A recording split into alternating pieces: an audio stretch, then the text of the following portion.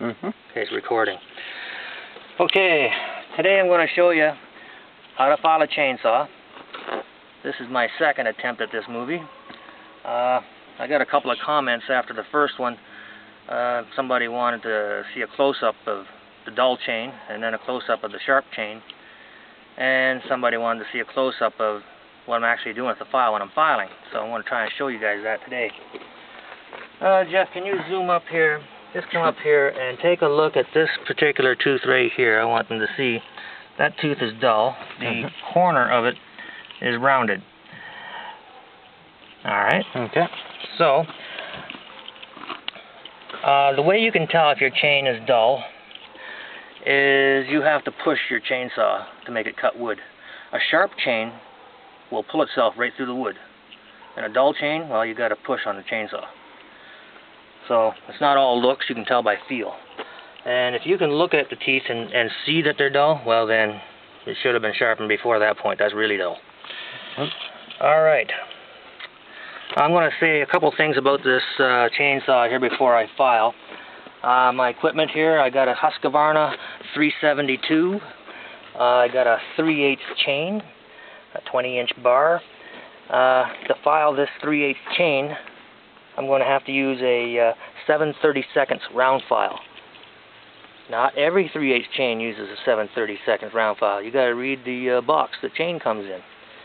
See what size file you really need, because there's a different pitch in here, which tells you what size, which determines what size round file you need. So I got a 7/32 round file. Before I file, I would like to say something else now. To file the teeth on this side of the chain, you have to stand in this position where I am now, and you stroke in this direction. And you never drag the file back on the cutting edge. You pull the file away and draw back. You only file in one direction. And you got to put a little bit of work to it, put a little bit of force. And just tapping the filings off there.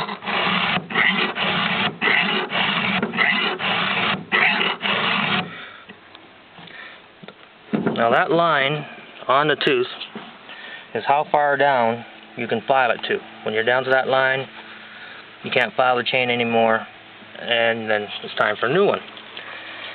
But hopefully you can see the difference. The point was rounded, and now it is not. That's all it takes. A few full strokes, full length of the file. You should have your file in a handle. It's pretty hard to get a full stroke without a handle. If I never turned the handle in the file, then this part of the file would become worn out. And so every once in a while I grab the file and the handle and I give it a little turn. Now I'm using a different area on the file.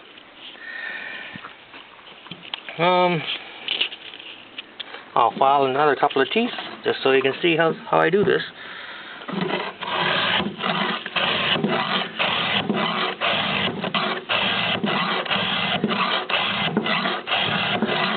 You should be able to see the tooth actually getting smaller. Just tapping off the filings there, clean the dirt off so the guy can really see the tooth. There.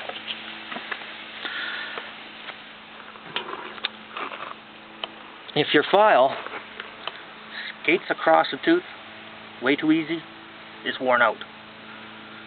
Not only does the chain get dull, well, files get worn out too. So you want to make sure your file bites and grabs and has a bit of drag to it. Once again, you only file in one direction. You can't go too easy with it. You have to put a little muscle to it.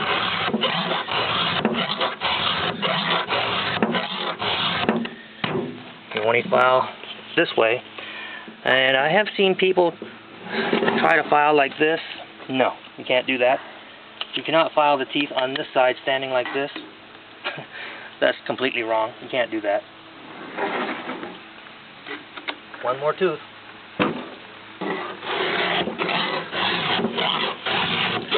What I'm doing here is I'm rubbing the file along the cutting edge of the tooth, plus making sure I get a sharp point.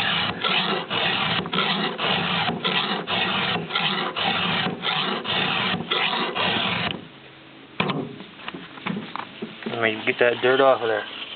There you go. So, this little point right here, I want to aim to it. This little point right here, that's the first thing that touches the wood. So that's got to be nice and sharp, nice and pointy.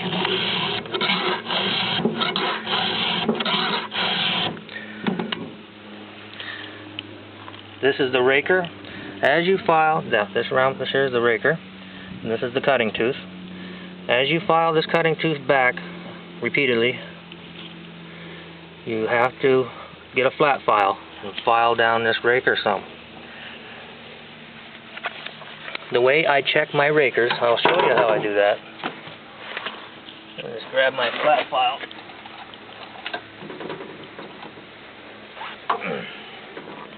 The way I check my raker height is I take my flat file